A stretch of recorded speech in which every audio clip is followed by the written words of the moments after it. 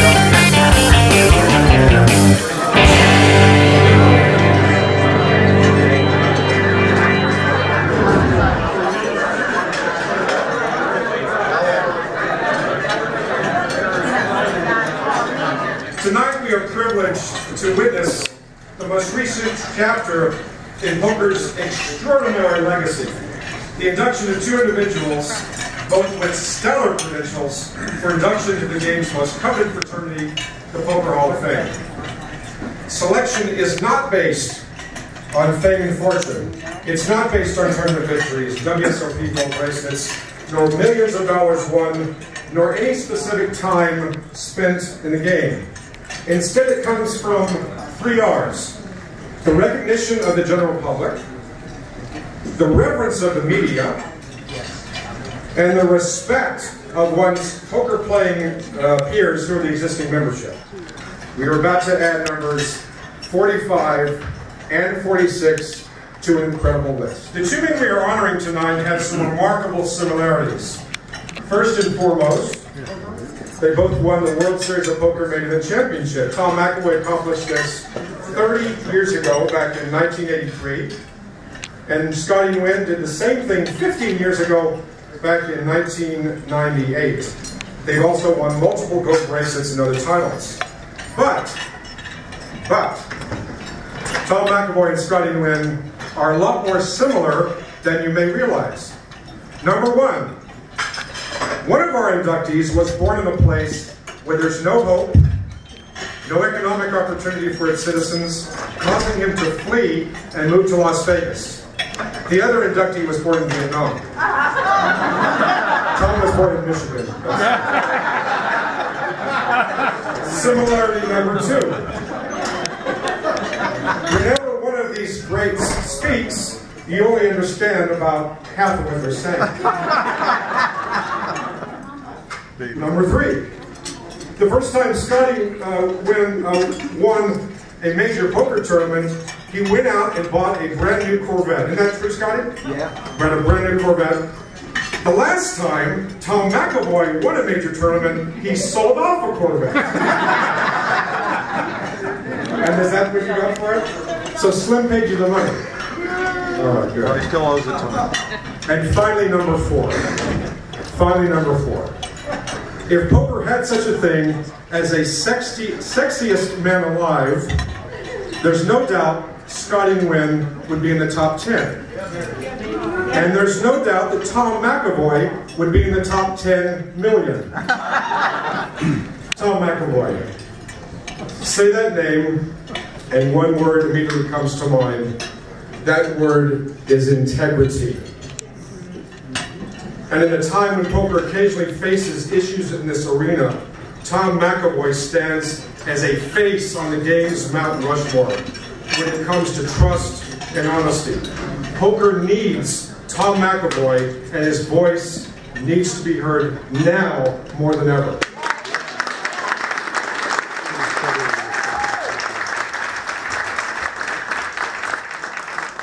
She's come all the way to us from New York City. Please welcome the Grand Dame of Poker, Wendy Neals.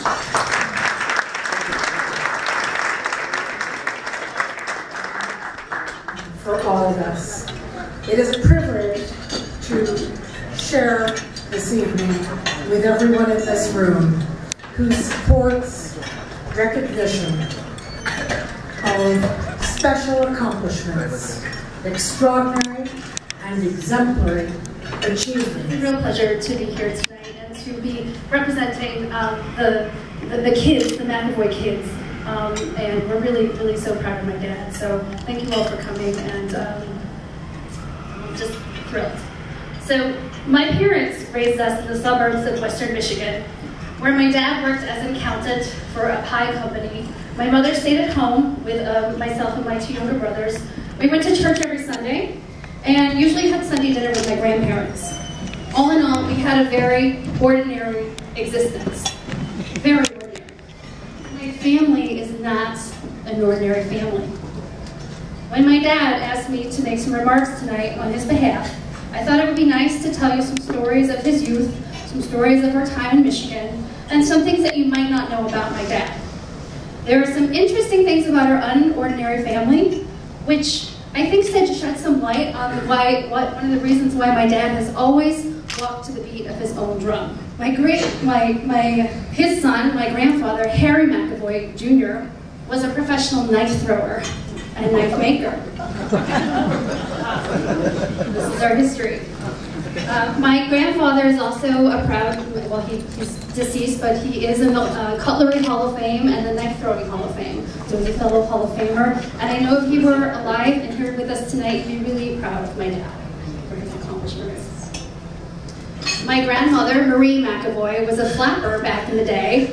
She never gave up dancing until she was in her 70s. She was also a top-selling Tupperware sales lady. If anybody who don't know Tupperware, what Tupperware is, there is actually a Tupperware convention in the hotel this weekend.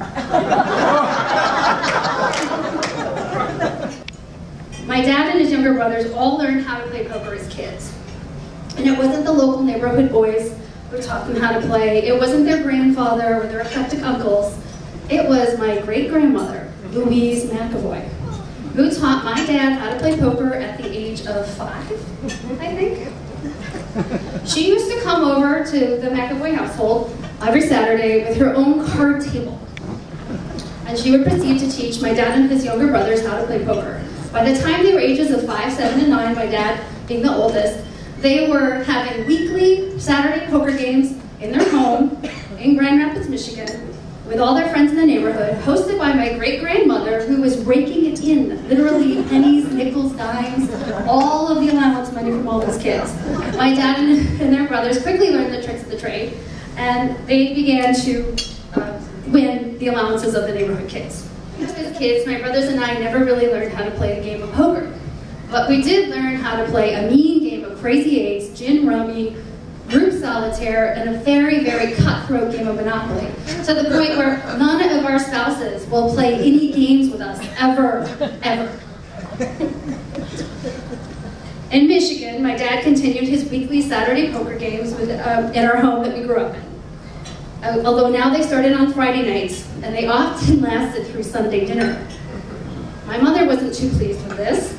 She would get a little bit annoyed with the guys named Petey and Whitey and One-Eyed Jack in her home. You know, eating all her food and taking up all her space and smoking all their cigars. So she decided that she needed to benefit somehow.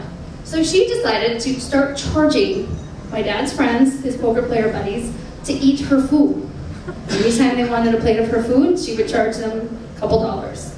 If they got tired because they'd been playing since Friday night and it was now Saturday night or Sunday morning, and they wanted to take a nap, so sure, you can take a nap, it'll be $10.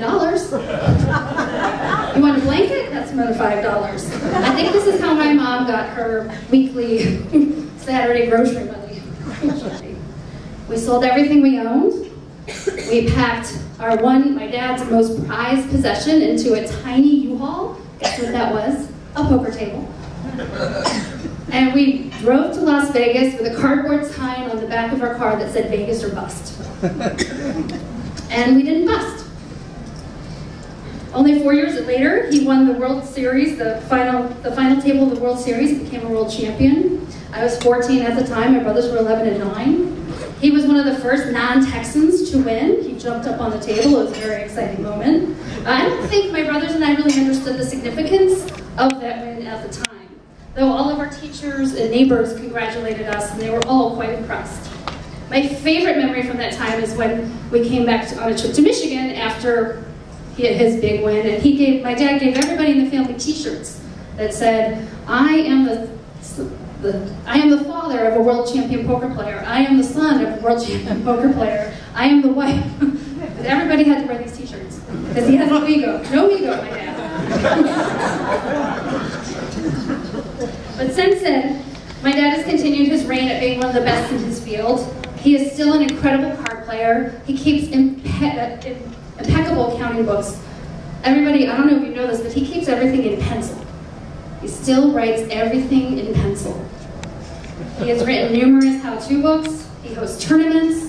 He teaches anyone who asks and who pays, and has truly become an ambassador to the field. He is really the most genuine man I know and loves what he does. I am so proud of my dad tonight for achieving what he calls the pinnacle of his career, though I think he's got a little bit more left in him, I hope.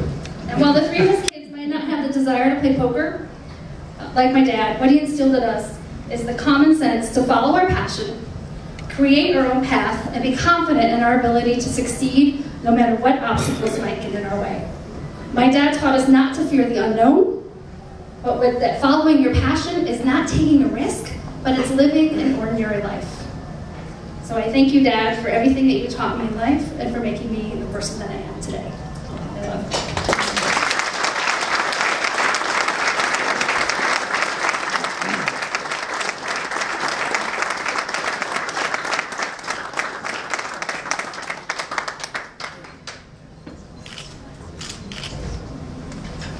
Wow, what a beautiful speech. TJ, that's a tough act to follow. Here we go. Tom and I have been friends for a long time. And no matter how many poker achievements are classified, there is one honor that is number one. And that is being voted into the Hall of Fame. In 1979, an accountant from Grand Rapids, Michigan, moved to Las Vegas and started his career on the road to the Hall of Fame. This man was then known as Grand Rapids Tom. He used to wear a little flat hat that didn't look, I don't know what the hell it looked like. But he wore it. But now, after 30-odd years of poker endeavors and accomplishments, he is known worldwide as just Tom McEvoy. I don't know anybody that I've ever met that I mentioned his name that didn't know what he's done and what he's achieved with his books and things. I'm playing the game. Now,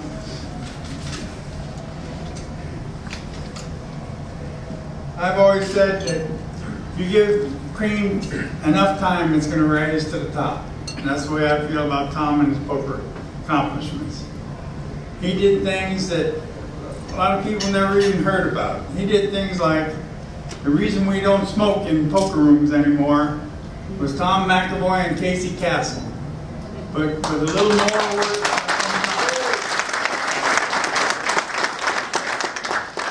I mean, you just don't, you cannot believe all the stuff he went through just to get that on.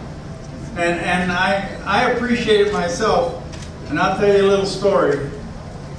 I used to smoke 4.5 packs a day when I was playing tournaments, Salem 100s. And he got this thing in, and believe it or not, I could wait till 2 hours to have one. But then I started smoking at the World Series one day down by the slot machines down at the bottom of the escalator, and I passed out from coughing, and Mike Sexton was standing right there with a security guard. And when I woke up, I told him I'd never smoke again. And that was the year 2000, and I've never touched a cigarette since. One of the main reasons was I couldn't smoke when I was playing. Hell, I used to have one lit in the ashtray, one behind my ear, and smoke it one. True. You know, there was an old saying you used to say when you were a kid, how far did you chase that guy to get that out?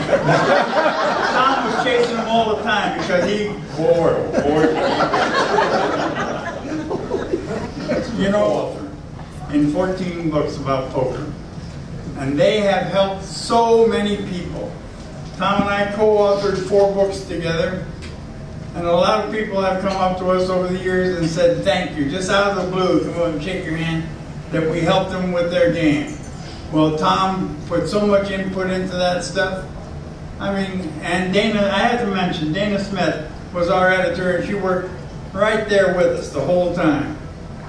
And I mean, it was quite an endeavor. I never thought I'd be writing any damn book, but I was in on it.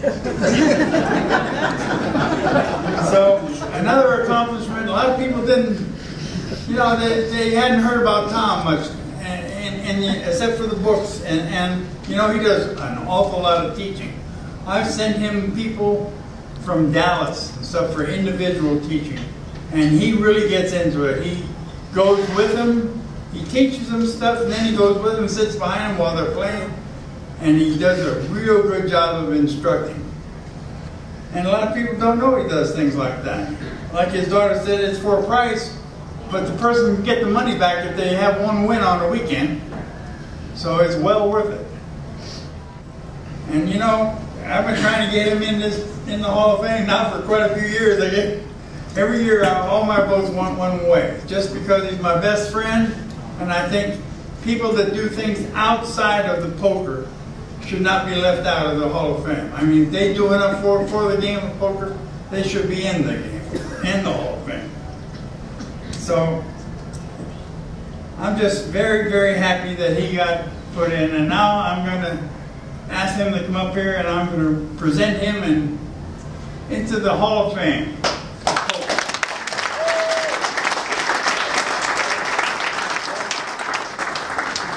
Go for it.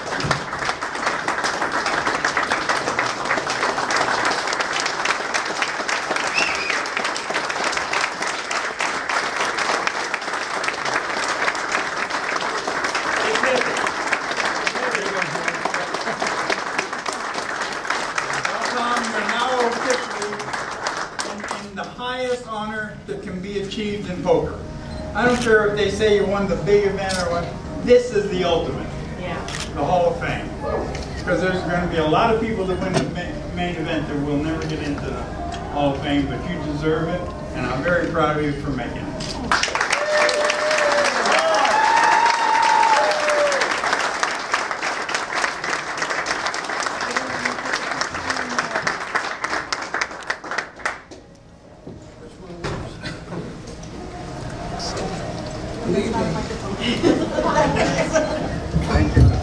Good evening.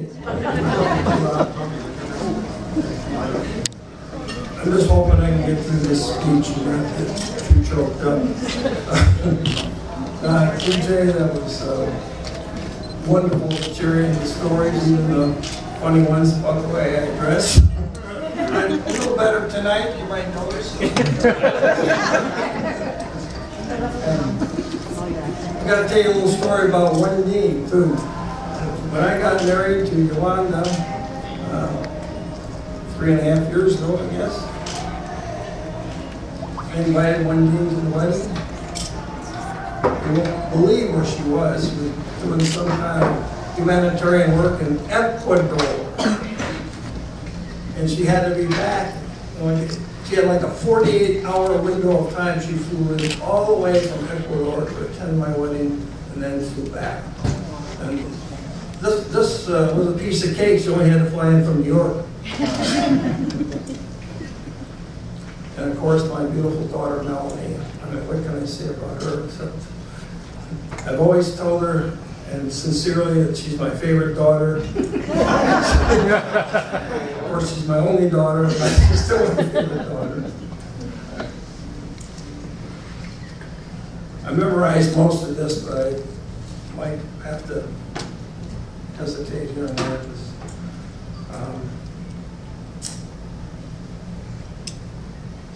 I want to thank again TJ, Wendy, and Melanie for all the kind words and sentiments. I'm very touched by the nice things you had to say. You know, I was very emotional the day I received the news from Nolan Dalla that I just been elected to the Poker Hall of Fame. My wife Yolanda, she started to cry. My little dog Suki would have cried. She knew what was going on. But better yet, she wagged her stubby little tail. It was really small. It hit my face.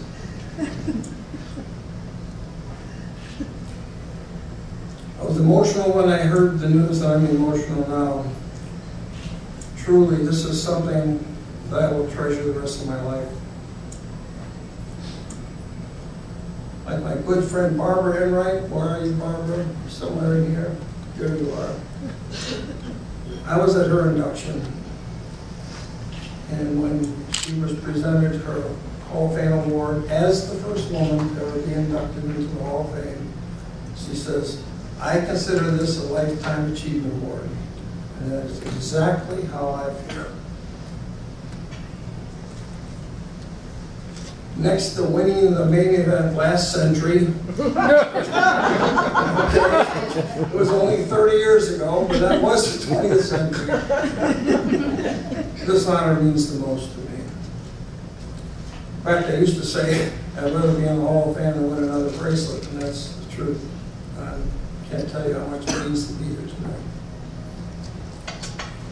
Surrounded by my great friends and family, including my son Patrick, my daughter-in-law Vanessa, my two fantastic grandchildren, Marissa and Chase. This is a celebration I will truly treasure. I want to personally thank God, Caesar's Palace, Entertainment that is, the WSOP, the Rio, the members of the Poker Hall of Fame, and the media that made this possible. I want to congratulate Scotty down there as well. His poker accomplishments are just too numerous to mention in this speech. He is well deserving of this great honor, and I am proud to be inducted into the Hall of Fame with him. The other 8 nominees that were finalists this year: Chris Bjorn, Umberto Brenes, David Chu, Thor Hansen, Jennifer Harmon, Mike Matisow, Carlos Mortensen, and Huxley have won an astounding 20 WSOP bracelets between themselves, plus more tournaments than even they can remember. All of them deserve consideration for future Hall of Fame elections. And I feel very fortunate to have won this year against such a talented group. I feel very honored, proud, and humbled to receive this award. It is truly the frosting on the cake of my poker career. Thanks to everyone for supporting me and being here tonight.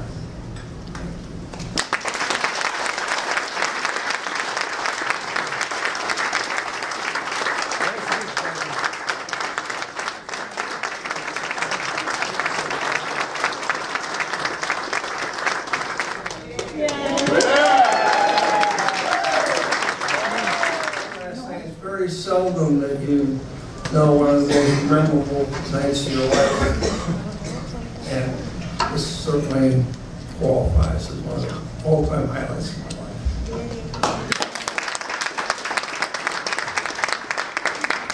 life. Imagine being forced to flee your native country of war-torn Vietnam as a child.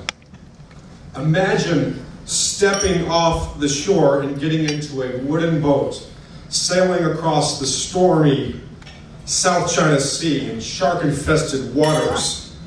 Imagine drifting and spending time in a refugee camp, not knowing what the future would bring, or even know if there would be a brighter tomorrow. Then imagine landing in the United States of America for the first time at the age of 14 and not even speaking the language. This is the Scotty Nguyen story.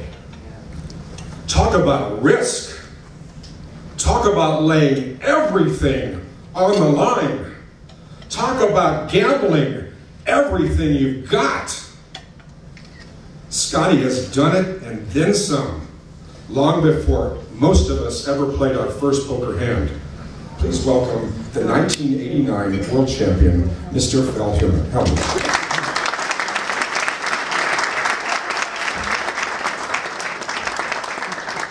I just want to say, first of all, to Tom McEvoy, Tom, you so deserve to be in the Hall of Fame. Your record, your integrity is perfect. And you and I did business for a lot of years together. We hung out in the 90s, and you know, perfect integrity is a beautiful thing in our business for all these years, with everybody watching. Congratulations.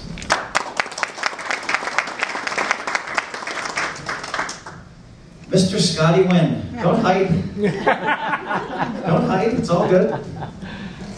Scotty, you know, it's amazing to me that you can be at the World Series of Poker, all right? And we all run back from the bathrooms, and people want autographs, pictures, all that stuff.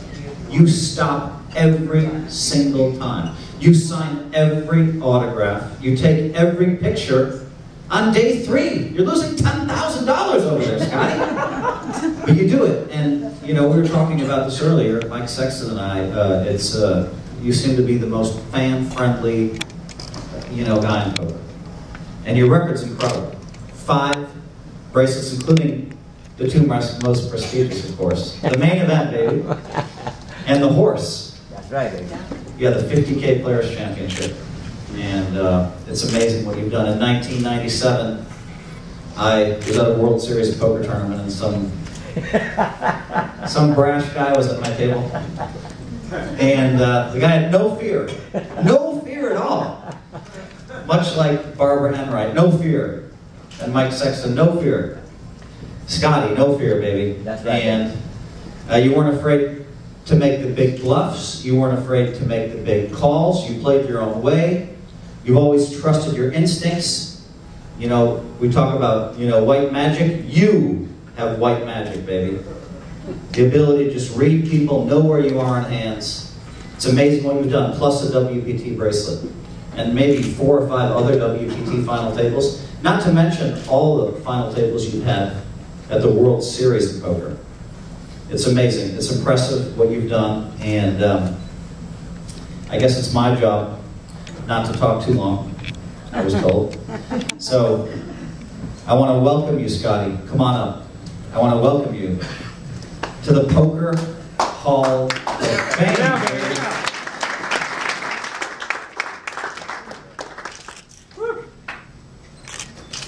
Ladies and gentlemen, the 2013 inductee to the Poker Hall of Fame, Mr. Scotty Nguyen.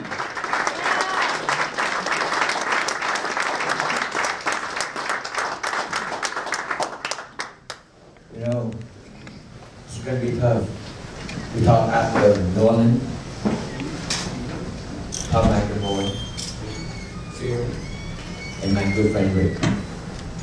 It's hard enough to understand me. But you know, baby, one night, this is the night, I want you guys, don't use your ear, listen to me. Just use your heart. You will feel me. Because that's where I come from. A whole heart.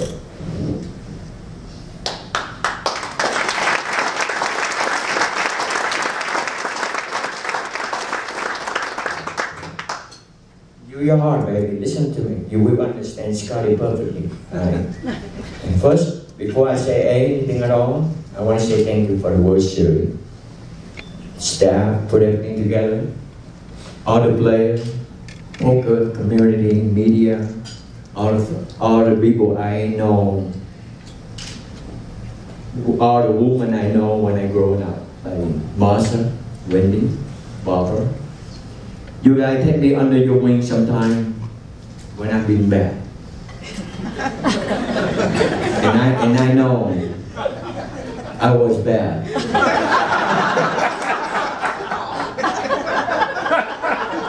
She even, Barbara say I'm up all the time. But you know, baby, the man succeed.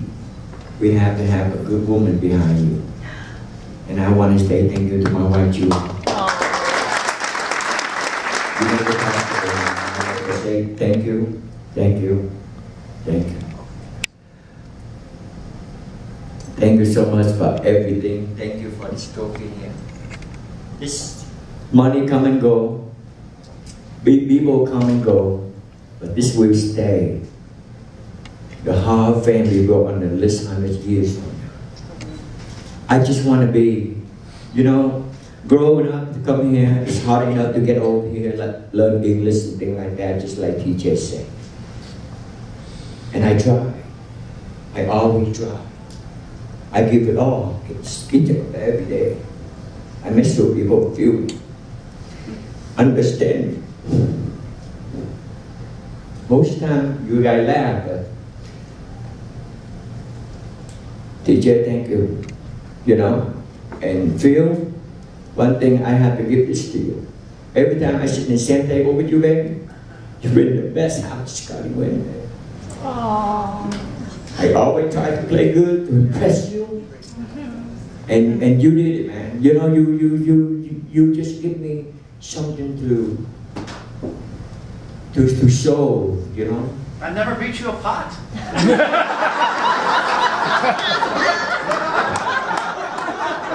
But Phil, TJ do the same thing, and I want to thank you to you, and my sexton.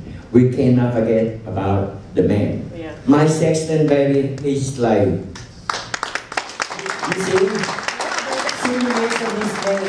Everybody knows what I'm trying to be talking about. I mean, he is the wonderful man. He's just like, he do so much for poker, and he's a good friend. He never looked down on people.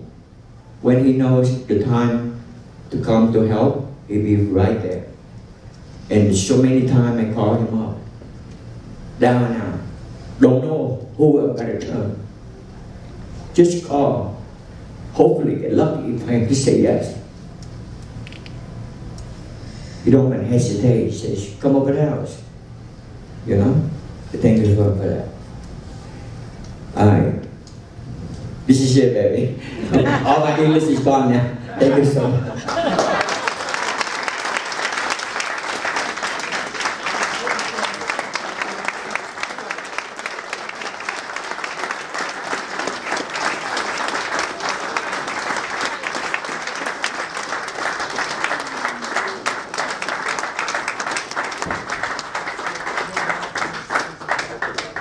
Tom, would you come up, please? Let's have Tom and Scotty up for a moment. Yeah. Scotty, stay up here for a moment. Scotty and Tom, one more time, the class, this is the real class of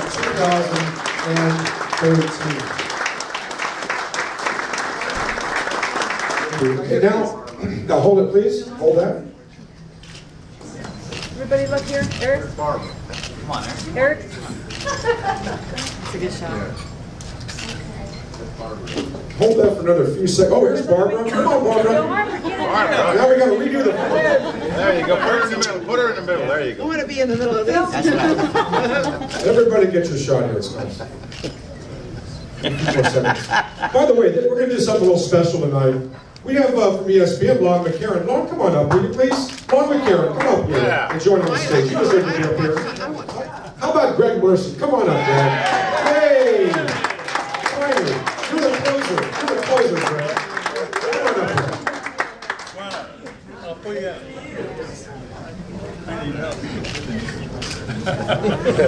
Hold it for me. I didn't give it.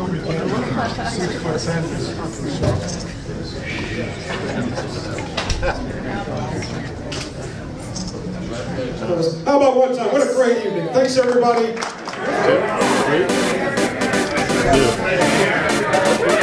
There you go, champ.